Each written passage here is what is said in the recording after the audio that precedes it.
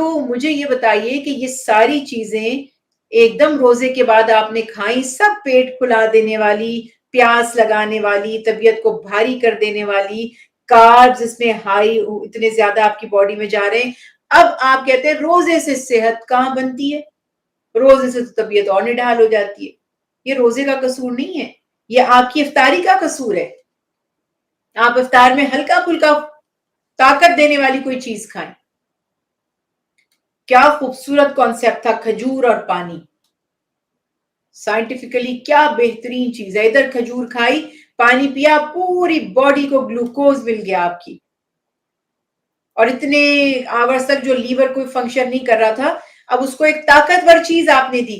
ہمارے عقل مند لوگ کولڈ ڈرنکس پی رہے ہوتے ہیں ماہ رمضان میں، خودکشی کرنے کے مترادف ہے روزہ اور کولڈ ڈرنکس، اور ایڈ بھی ماشاءاللہ چل رہے ہوتے۔ تو یہ کانسیپٹ کہ روزے میں صحت ہے، اس سے آپ کو وزن کم کرنے کا موقع مل جاتا ہے، کیلوریز برن کرنے کا موقع مل جاتا ہے، اس کو مینٹین رکھیں۔ باقی فضول چیزیں کھا کر، چینیاں ڈال کر، ہماری فروٹ سیلڈ میں بھی بہت چینی ڈلتی ہے تب وہ مزے کی بنتی ہے، ہمارے دہی بڑے بھی میٹھے والے ہوتے ہیں تب وہ یمی بنتے ہیں۔ یہ تو مجھے پتا ہے کہ ہر چیز میں، اس دن بچے ہنس رہے تھے کہ جتنی بھی مزے کی چیزیں ہیں وہ زیادہ تر ہیلدی نہیں ہوتی۔ اللہ کی شان دیکھیں کہ یہ جو چیزیں اچھی نہیں ہیں ان میں اٹریکشن زیادہ ہے، لیکن جب آپ کا ایک دفعہ نظریہ بن جاتا ہے تو پھر آپ کو پتا ہے ہیلدی کھائیں، سمپل کھائیں، اور اپنا زیادہ سے زیادہ وقت عبادت میں صرف کریں۔ ہلکا پھلکا آپ کا ایک مزاج ہوگا، آپ کی ہیلتھ اچھی ہوگی تو کثرت سے عبادت کر سکیں گے۔ اس کے سوا اگر اس کے باوجود آپ کہتے ہیں نہیں ہمارے گھر میں تو سجی ہوئی افطاری چاہیے چاہیے، تو اس کے لیے پہلے سے مینج کر لیں، جو چیزیں ہاف ڈن ہو سکتی ہیں، جو فریز ہو سکتی ہیں، جس طرح سے بھی کر کے ایسا آپ کریں کہ آپ کا کم سے کم وقت کچن میں گزرے۔ یہ کچن کا مہینہ نہیں ہے، یہ عبادت کا مہینہ ہے، اور اس میں کثرت سے عبادت کرنی ہے۔ پھر وہی بات کہوں گی، کچن میں تو 12 مہینے ہم لوگ رہتے ہیں، اور ہم پاکستانیوں کے تو کھانے جتنے ہیں نا، سب سے زیادہ یقین کیجئے انہیلدی اور ٹائم ضائع کرنے والے۔ میں خود پکاتی ہوں، اس میں یہ مقصد نہیں ہے کہ میں نہیں پکاتی، لیکن اگر ریئلی بات کریں، سارے ہمارے کھانے پکا کے ہم ان کی مت مار دیتے ہیں، اور اس کی ساری انرجی ہم ختم کر دیتے ہیں جو اس میں سے ہمیں ملنا ہے، اور بھون کے، اور اس کے علاوہ ہم اپنا وقت بھی ضائع کرتے ہیں۔ اب یہ تو شاید ہم نہ بدل پائیں سب کو، لیکن کم از کم رمضان میں ہیلدی کھانا، سمپل کھانا، اس سے آپ کی صحت اچھی رہے گی، آپ کے اندر توانائی، جو میرے نبی نے فرمایا 15 شعبان کے بعد روزے نہ رکھو، صحت اچھی کرو تاکہ بہترین طور پہ روزے رکھو، یعنی کہ نڈھال پڑے ہوئے روزہ افطار کے بعد۔ سحری میں بھی ہیلدی چیزیں کھائیں، کھجوریں کھا لیں سحری میں اگر آپ کو کھجوروں سے کوئی مسئلہ نہیں ہے تو، دہی کھائیے بہت اچھا ہے، سیب کھائیے سحری میں بہت اچھا ہے۔ تو اس طرح کی چیزیں کھانے کے ساتھ وہ آپ کھائیں، اور انشاءاللہ یہ نیت کر کے کہ مجھے اس لیے طاقت چاہیے تاکہ میں زیادہ عبادت کر سکوں، اس مہینے کو ضائع نہیں کرنا، اور اس میں آپ نے اور بڑی احتیاطیں کرنی ہیں۔ اگر ٹی وی، ڈرامے، یہ سب چیزیں دیکھتے تھے، ماہ رمضان میں سکپ کر دیں، ٹوٹلی اپنے روٹین کو چینج کر لیں کہ جیسے کوئی عمرے پہ چلا جائے اور حج پہ چلا جائے۔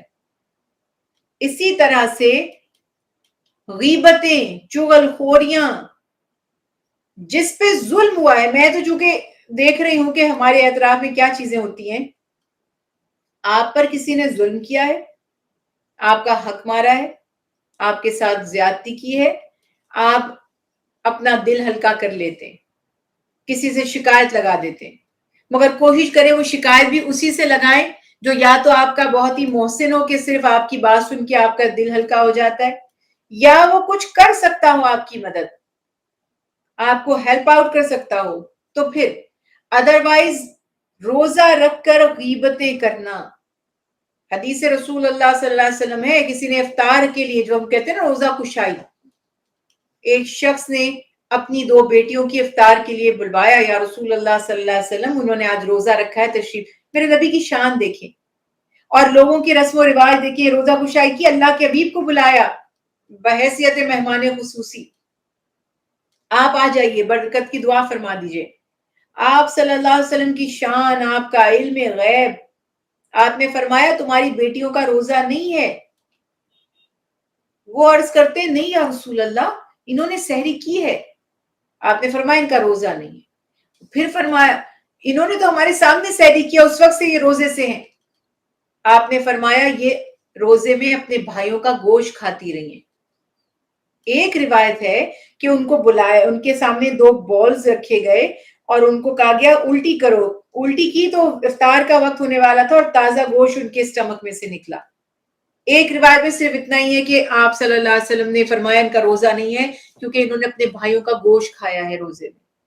اب بتائیے ذرا کیا بنے گا ہمارے روزوں کا، کیا اجر ہمیں نصیب ہوگا.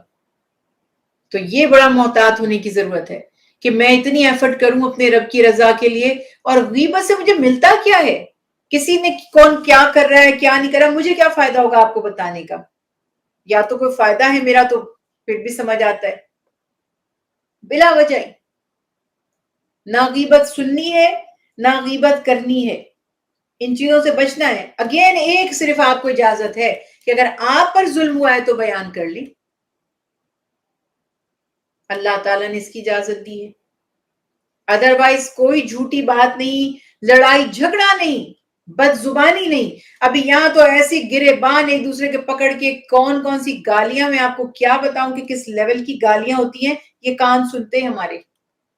سڑکوں پہ ادھر ادھر جگہ جگہ ماہ رمضان میں جو ٹریفک کے دوران بسز گاڑیاں اوورٹیک کر رہے ہیں، ہر کوئی پتہ نہیں کیا جلدی ہے کیا مصیبت ہے، اور لڑائیاں اس میں ہو رہی ہیں. روزہ آپ نے رکھا ہے اور آپ سڑک پہ اتنی بری گالیاں نکال رہے ہیں ایک دوسرے کو، ہاتھا پائی کر رہے ہیں، گریبان ایک دوسرے کا پکڑ رہے ہیں، ہاتھ اٹھا رہے ہیں ایک دوسرے پر. بیچاروں کو پتہ ہی نہیں ہے کہ یہ ساری ایفرٹ نہ رکھتے نا پھر روزہ، اگر اتنی مصیبت ہے روزہ رکھنا تو.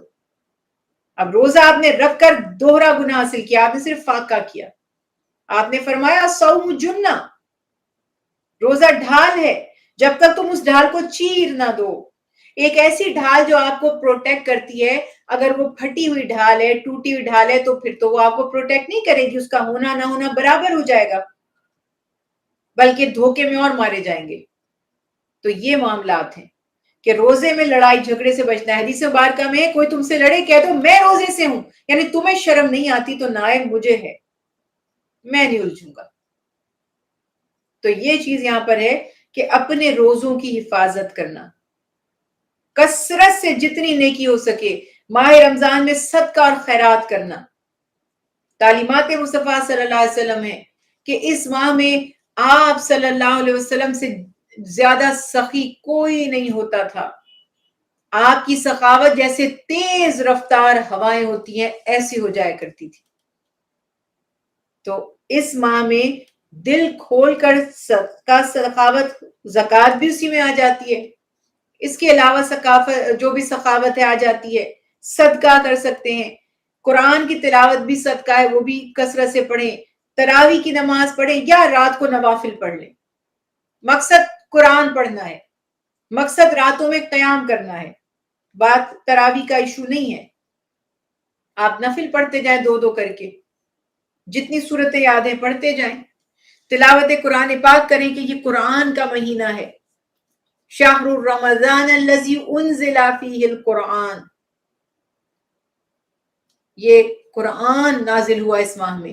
قرآن سے جڑ جائیں، اس سے محبت کریں، اسے سیکھیں، اسے سمجھیں، اسے اپنے دل میں اتار لیں، اور یہ سمجھ لیں کہ مجھے اپرچونٹی ملی ہے، مجھے یہ مہینہ دیا جا رہا ہے کہ بخشوا لو اپنے آپ کو. کیوں نہ بخشواؤں، کیوں نہ محنت کروں. 11 مہینے غفلت رہی، اب تو نہیں ہونی چاہیے. اب کمپنسیٹ کرنے کا ٹائم ہے ان 11 مہینوں کو. اللہ سبحانہ و تعالی ہمیں توفیق عطا فرمائے، آسانی عطا فرمائے، ہماری عبادات کو قبول و منظور اپنی بارگاہ میں فرمائے. اللہ تعالی جتنے لوگ بیمار ہیں ان کو صحت عطا فرمائے، اور جو روزے رکھ رہے ہیں ان کے روزوں کو اللہ تعالی اپنی بارگاہ میں قبول و منظور فرمائے. ہم سب کو روزے رکھنے کی، نوافل کی کثرت کرنے کی، قرآن کو سننے سیکھنے سمجھنے کی، اور कसरत से सदका खैरात करने की तौफीक अता फरमाए। वमा अलैना इल्लल बलाग। अल्लाहुम्मा सल्लि अला मुहम्मदिन व अला आलि मुहम्मदिन कमा सल्लैता अला इब्राहीम व अला आलि इब्राहीम इन्नका हमीदुम मजीद। अल्लाहुम्मा बारिक अला मुहम्मदिन व अला आलि मुहम्मदिन कमा बारकता अला इब्राहीम व अला आलि इब्राहीम इन्नका हमीदुम मजीद। या इलाहुल आलमीन या खैरन नासिरीन या अल्लाह या जुल फज़ल अज़ीम। अल्लाह हम सब की हाजिरी को कबूल फरमाइए। इस आने वाले माह मुबारक में कसरत से अपना जिक्र शुक्र करने, अपनी इबादत करने, रोजे रखने की, कुरान पाक को सुनने समझने की तौफीक अता फरमाइए। या अल्लाह हमारी इबादत को कबूल फरमाइए। या रब्बुल आलमीन दौरा कुरान पाक की जो नियत और इरादा किया, अल्लाह आसानी अता फरमा दीजिए, इसमें हमें कामयाब फरमा दीजिए। इस माह मुबारक को, हमारी इन इबादत को हमारी बख्शिश का और अपनी रजा का जरिया बना दीजिए। या रब्बुल आलमीन हमारे जिस्म और जान में कुव्वत अता फरमाइए, हमारे मालों में वुसअत अता फरमा दीजिए, हमें कसरत से इबादत करने की और सखावत करने की तौफीक अता फरमाइए। अल्लाह हमसे राजी हो जाइए। या रब्बुल आलमीन हमारे बीमारों को सेहत कामिला अता फरमा दीजिए, बे औलादों को नेक औलाद अता फरमा दीजिए, जो साहिब औलाद है उनकी औलादों को अपना फरमा बरदार, माँ बाप की खिदमत गुजार औलाद और माँ बाप के लिए सदका जारिया बना दीजिए। कसरत से हमें इन कार्य खैर नेकी के कामों में शिरकत करने की तौफीक और आसानियां और फरागत अता फरमा दीजिए। हमारे दिलों को अपने दीन की तरफ फेर दीजिए, हिदायत पर जमा दीजिए, अपने अपने नबी की अताअत पर जमा दीजिए। हमें दुनिया की हिर्स से, लालच से, अल्लाह दुनिया की तमाम मसरूफियत से आसानियां अता फरमाइए। अल्लाह हमें ऐसी मसरूफियत जो आपसे गाफिल कर दे उससे दूर कर दीजिए। या रब्बुल आलमीन हमें हिर्स और लालच से बचा लीजिए, हमें रियाकारी से बचा लीजिए, हमारे अमाल में इखलास पैदा कर दीजिए और इन अमाल के सदके हमसे राजी हो जाइए। हमारी औलादों को, बहन भाइयों को, अजीज अकारिब रिश्तेदार को सेहत, ईमान, तंदुरुस्ती अता फरमाइए। जो कवारे हैं उनके नसीब खोल दीजिए, जो शादीशुदा हैं उनको शाद और आबाद रखिए। या अल्लाह जितनी प्यारी बहनों ने, जितने मुअज़्ज़िज़ भाइयों ने दुआओं के लिए कहा है, हम सब आपसे दुआ गो हैं, हम आपसे हाथ फैलाकर मांगते हैं, आपके सिवा किसी से नहीं मांगते। अल्लाह हमारी दुआओं को कबूल फरमाइए। आपको, आपके रसूल का वास्ता, आपके महबूब का वास्ता, आपके प्यारों का वास्ता हमारी दुआओं को कबूल और मंजूर फरमाइए और हमारे नेक और जायज कामों को आसान बना दीजिए। आमीन अल्लाहुम्मा आमीन। रब्बना तक़ब्बल मिन्ना इन्नका अंतस समीउल अलीम व तुब अलैना इन्नका अंतत तव्वाबुर रहीम। या हय्यु या क़य्यूम बिरहमतिका अस्तगीस।